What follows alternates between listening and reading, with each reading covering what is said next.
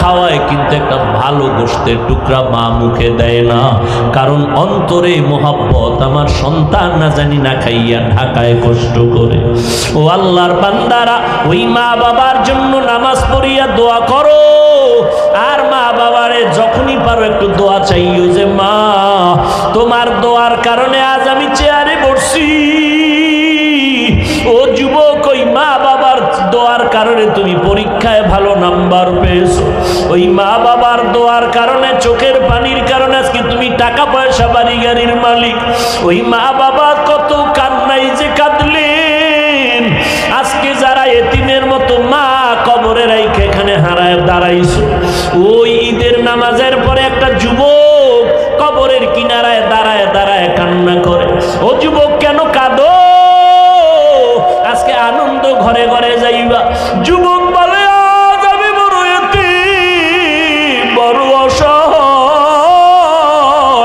গত ঈদে নামাজে যাওয়ার সময় আমার মা আমার মাথায় হাত দিয়া দোয়া করেছিলেন, আব্বাজান আমার কিনারায় দাঁড়ায় নামাজ আদায় করেছিলেন। আজ আমি যখন ঈদের নামাজে রওনা হয়ে আসছি, হঠাৎ মনে পড়ে গেল আজ আমার মাথায় কে হাত বুলাইয়া দোয়া করবে।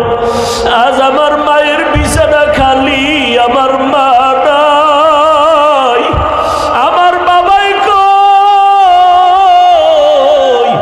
যেই বাবা কত কষ্ট করে করে আমাকে মানুষ বানাইছে, ওই আমার আব্বা আম্মা কত সময় কষ্ট করে মনে চাইতো মা, বাবায় মনে মনে বলতো ইলিশ মাছকে নিয়ে একটু খানা খাইতে পারলে দিলটা ভালো লাগতো, কিন্তু মনে আশা ছিল টাকা নাই, কিনতে পারে নাই। মায়ের মনে চাইছিল আঙ্গুর বেদানা খাবে, টাকা নাই, কিনতে পারে নাই। আজকে তোমার ফ্রিজে ভরা ফলের অভাব নাই, মাছের অভাব নাই, কিন্তু তোমার ঘরে মাছ আর ফল থাকলে কি হবে?